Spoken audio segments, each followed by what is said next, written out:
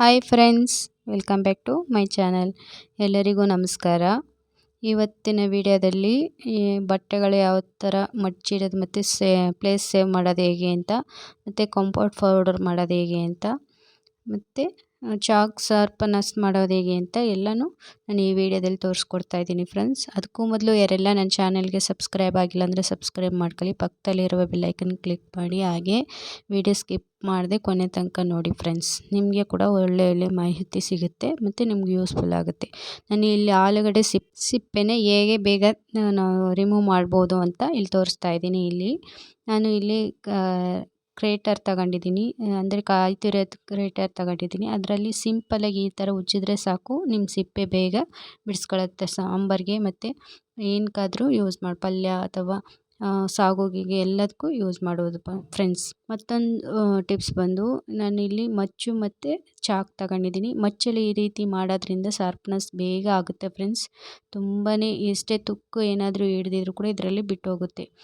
ಈ ರೀತಿ ಎಲ್ಲ ಮಚ್ಚು ಸಹ ಶಾರ್ಪ್ನೆಸ್ ಆಗಿದೆ ಮತ್ತು ಚಾಕು ಸಹ ಶಾರ್ಪ್ನೆಸ್ ಆಗಿದೆ. ಮತ್ತು ಈಗ ನಾನು ತೊಳೆದ್ಬಿಟ್ಟು ನೋಡಿ ಕಟ್ ಮಾಡಿ ತೋರಿಸ್ತಾ ಇದ್ದೀನಿ. ತುಂಬಾ ಶಾರ್ಪಾಗಿದೆ.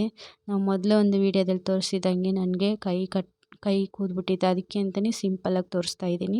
ಇದು ಕೂಡ ನಿಮಗೆ ಯೂಸ್ಫುಲ್ ಆಗುತ್ತೆ, ಟ್ರೈ ಮಾಡಿ ನೋಡಿ ಫ್ರೆಂಡ್ಸ್. ಮತ್ತೊಂದು ಟಿಪ್ಸ್ ಬಂದು, ಇಲ್ಲಿ ಕಂಫರ್ಟ್ ಪೌಡ್ರ್ ಮಾಡೋದು ಮನೇಲಿ ಯಾವ ರೀತಿ ಮಾಡೋದು ಅಂತ ತುಂಬಾ ಈಸಿಯಾಗಿ ಮತ್ತು ಸುಲಭವಾಗಿ ಮಾಡ್ಬೋದು ಫ್ರೆಂಡ್ಸ್. ಇದು ಯಾವುದೇ ಕೆಮಿಕಲ್ ರಿಯಾಕ್ಷನ್ ಏನಿರಲ್ಲ, ತುಂಬಾ ಯೂಸ್ಫುಲ್ ಆಗುತ್ತೆ.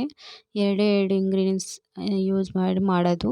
ಇಲ್ಲಿ ನೀವು ಬೇಸ್ ಪೌಡ್ರ್ ಯಾವುದಾದ್ರೂ ಸರಿಯೇ ಪೌಡರ್ ತಗೋಬೇಕು, ಮತ್ತು ಕಾಫಿ ಪುಡಿ ತಗೊಂಡು ಒಂದು ಸ್ವಲ್ಪನೇ ನೀರು ಹಾಕಬೇಕು. ಇಲ್ಲಿ ಸ್ವಲ್ಪ ನಾನು ಜಾಸ್ತಿನೇ ಹಾಕ್ಬಿಟ್ಟಿದ್ದೀನಿ, ಅದಕ್ಕೆ ಅಂತಲೇ ಇನ್ನೊಂದು ಸ್ವಲ್ಪ ಪೌಡ್ರ್ ಕೂಡ ಮಿಕ್ಸ್ ಮಾಡ್ಕೊತಾ ಇದ್ದೀನಿ ನಾನು.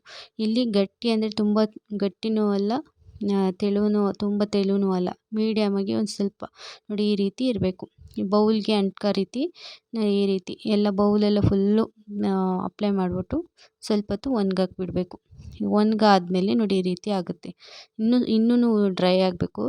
ನಾನು ಬೇಗ ಟೈಮ್ ಆಗಿದೆ ಅಂತ ನಿಮ್ಗೆ ತೋರ್ಸೋಕ್ಕೋಸ್ಕರನೇ ಈ ರೀತಿ ತೋರಿಸ್ತಾ ಇದ್ದೀನಿ ಫ್ರೆಂಡ್ಸ್. ತುಂಬ ಡ್ರೈ ಆದ್ರೂ ಅಷ್ಟು ತುಂಬ ಚೆನ್ನಾಗಿರುತ್ತೆ.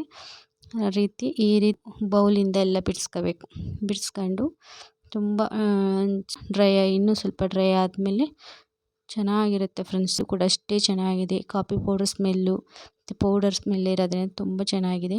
ನೋಡಿ ಈ ರೀತಿ ನಾನು ಕೈ ಮೇಲೆ ಅಪ್ಲೈ ಮಾಡಿ ತೋರಿಸ್ತಾ ಇದ್ದೀನಿ.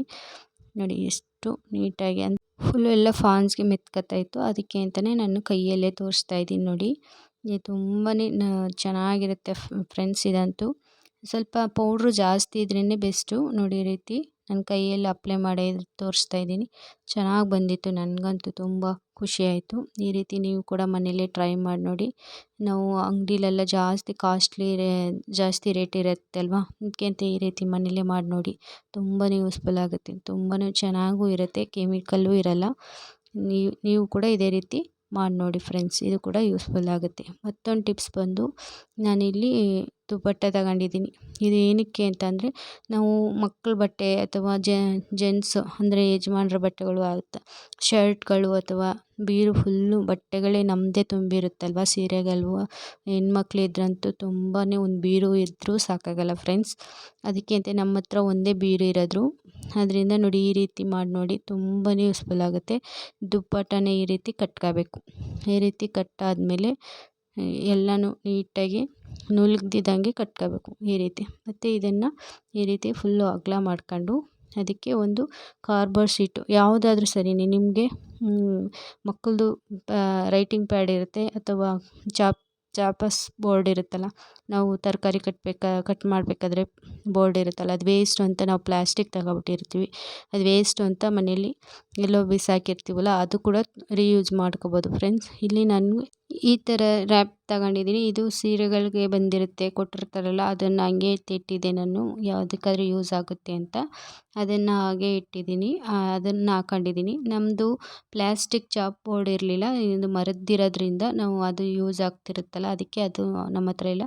ನೀವು ಮಕ್ಕಳದು ರೈಟಿಂಗ್ ಪ್ಯಾಡ್ ಅಂತೂ ತುಂಬ ಜಾಸ್ತಿನೇ ಇರುತ್ತೆ, 2 ಮಕ್ಕಳಿದ್ರಂತೂ ಅದು ಯೂಸ್ ಮಾಡ್ತಾ ಹಳೇದಾಗಿರುತ್ತಲ್ಲ, ಆ ಥರದ್ದು ತಗೊಂಡು ಕೂಡ ನೀವು ಮಾಡ್ಬೋದು. ನಾನು ನೋಡಿ ಇದನ್ನು ಅದು ಸ್ವಲ್ಪ ಬೆಂಡಾಗ್ತಿತ್ತು, ಅದಕ್ಕೆ ಅಂತಲೇ ಈ ಬೋರ್ಡ್ ಹಾಕಿ ಈಗ ನೋಡಿ ಎಷ್ಟು ಚೆನ್ನಾಗಿ ಆಗಿದೆ ಫ್ರೆಂಡ್ಸ್. ಎಷ್ಟು ಕೊಳೆ ಧೂಳಾಗುತ್ತೆ ಅನ್ನೋ ಭಯ ಕೂಡ ಇರಲ್ಲ, ಏಕೆಂದರೆ ನಾವು ಕವರ್ ಮಾಡ್ಕೋಬೋದು. ತುಂಬಾ ಚೆನ್ನಾಗಿದೆ ನೋಡಿ. ಈ ರೀತಿ ಎಷ್ಟೇ ಬಟ್ಟೆ ಕೂಡ ನೀವು ಹ್ಯಾಂಗ್ ಮಾಡ್ಕೋಬೋದು, ಅಂದರೆ ಹ್ಯಾಂಗರ್ಗೆ ಹಾಕೋಬೋದು ಫ್ರೆಂಡ್ಸ್. ತುಂಬಾ ಯೂಸ್ಫುಲ್ ಆಗುತ್ತೆ, ಇದು ಕೂಡ ಟ್ರೈ ಮಾಡಿ ನೋಡಿ. ನಮ್ಮ ಬೀರುಲಿ ಈ ರೀತಿ ಬಟ್ಟೆ ತುಂಬಿದ್ರಿಂದ ನಾನು ಆ ರೀತಿ ಮಾಡ್ಕೊಂಡು. ಐ ಹೋಪ್ ಎಲ್ರಿಗೂ ಈ ವಿಡಿಯೋ ಇಷ್ಟ ಆಗಿದೆ ಅನ್ಕೊಂಡ್ರೆ, ಇಷ್ಟ ಆಗಿದ್ರೆ ಲೈಕ್ ಮಾಡಿ, ಕಮೆಂಟ್ ಮಾಡಿ, ಹಾಗೆ ನೀವು ಫ್ಯಾಮಿಲಿ ಫ್ರೆಂಡ್ಸ್ಗೆ ಶೇರ್ ಮಾಡಿ.